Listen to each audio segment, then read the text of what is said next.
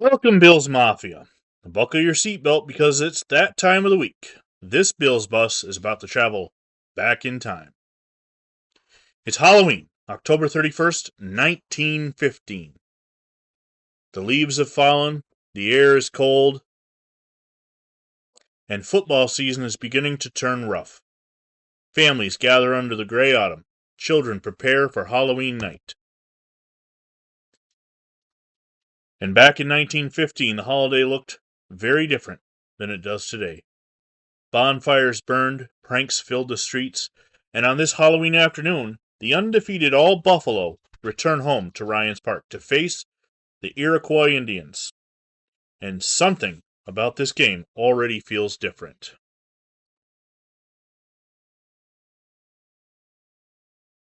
One week ago, Buffalo was pushed to the brink.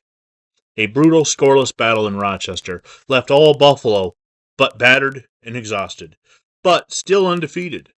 Now they return home, back to Ryan's Park, back in front of the Buffalo crowd, looking to do something they couldn't do last week, get back in the win column. But with injuries beginning to mount and the season growing rougher by the week, even home field offered no guarantees. And on this cold Halloween afternoon, another challenge awaited. Waiting for Buffalo on Halloween afternoon was one of the most unique teams they would face all season, the Iroquois Indians, a team made up entirely of Native American players, representing a style of football that had already earned respect across the region.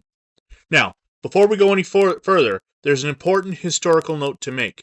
Some of the newspaper language and descriptions from 1915 may sound offensive or uncomfortable to the modern audiences, but when covering history, it's important to understand the time period being discussed.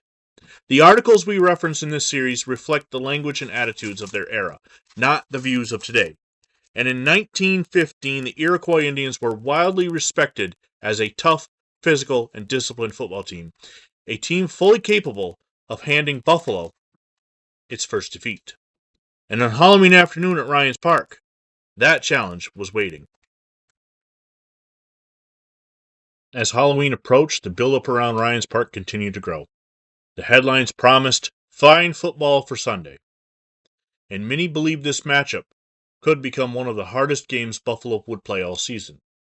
The Iroquois Indians arrived with an impressive reputation of their own. The team had already defeated clubs from Dunkirk, Batavia, and Jamestown, and newspapers described them as one of the most formidable opponents Buffalo scheduled. What made the matchup even more fascinating was the experience on the field. The Iroquois lineup featured several former Carlisle Indian players, including Wheelock, Large, and Tall Chief, players trained in one of the most respected football systems in America.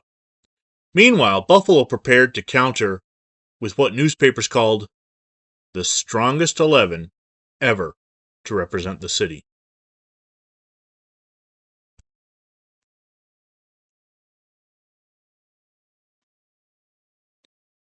The articles describe massive lines, college stars, and two physical football teams preparing for a kickoff at Ryan's Park.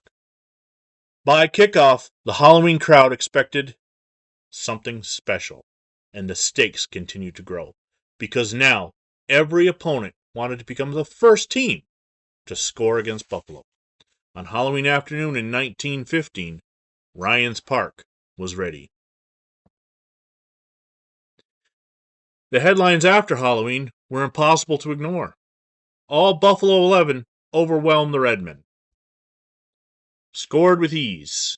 After surviving the brutal war in Rochester, Buffalo returned home angry, focused, and explosive. The final score, 52-0. A complete domination at Ryan's Park.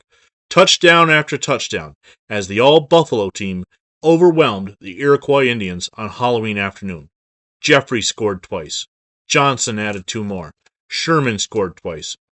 And Buffalo's offensive exploded back to life. But even in victory, the injuries continued to pile up. 4 Buffalo players were forced from the game. The wins were becoming larger, but so was the physical toll on the season. After 4 games of defensive football, the Buffalo offense finally erupted. From the opening whistle, the All Buffalo attacked, running the ball with power, throwing forward passes with confidence, and overwhelming the Iroquois defense. One of the biggest plays of the afternoon came early, when Dooley connected with Jeffrey on a 40-yard touchdown pass. And once Buffalo gained momentum, there was no stopping them. Sherman broke free for long touchdown runs. Johnson added spectacular scoring plays of his own. And wave after wave, Buffalo kept coming. By the end of the afternoon, the scoreboard read 52-0. The same team that had been held scoreless in Rochester had suddenly become unstoppable again. But even during the domination, the punishment of the season continued. As noted earlier, 4 Buffalo players left the field with injuries. A reminder that football in 1915 came with a price. And on Halloween afternoon, Buffalo delivered its most frightening performance yet. Now, let's take a look at where Buffalo stands. Through 5 games in 1915, the All Buffalo remain unbeaten. 4 wins, 1 tie. And perhaps most impressive of all, still not 1 point allowed. From Tonawanda to Lancaster to Rochester, and now the Iroquois Indians, every opponent had failed to cross Buffalo's goal line. But with the victories continued, the season was becoming more physical by the week. The injuries are mounting, and the grind of 1915 football is beginning to show. Still, as Halloween came to an end, Buffalo stood as one of the most feared 11s in Western New York. Unbeaten, unscored upon, and growing stronger every week. At this point in the season, Buffalo's defense had become the story. 5 games, 0 points allowed, an incredible accomplishment even in 1915. And for the fans, it had to be a source of pride. Every week, the All Buffaloes walked on the field, carrying the reputation of being unscored upon, every shutout making the legend grow larger. But for the players, the streak also brought pressure, because now every mistake mattered. Every injury mattered. Every drive by an opponent carried the weight of protecting the streak. And as the weeks passed, the target on Buffalo continued to grow. Every team wanted to be remembered as the first to score. That's what made this 1915 team fascinating.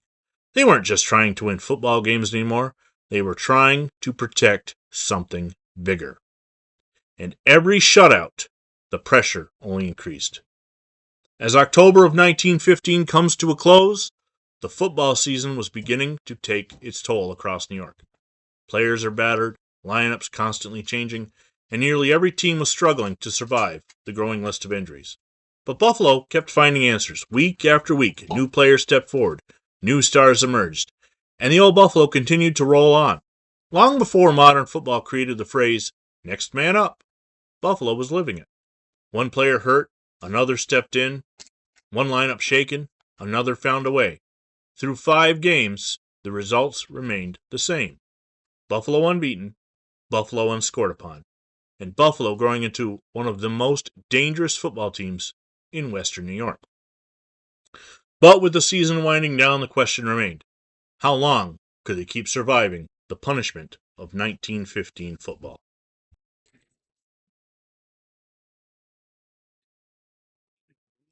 Halloween night, yeah. And Buffalo just handed out a whole thing, yeah. 52 points, oh yeah. 1 week ago, everybody's wondering if Rochester cracked the code, if Buffalo had finally slowed down. Then, boom, the all-Buffalo team comes home and turned Ryan's Park into a Halloween horror show. Jeffrey scoring, Johnson scoring, Sherman breaking loose, all over the field. Yeah. Touchdowns flying everywhere. And the defense, yeah. 5 games, no points allowed. And the defense, this ain't candy coating. That's domination, yeah. And every team in New York better be careful when they're looking to come to Buffalo because this team might just be the scariest thing yet. On Halloween, yeah. Ooh, yeah.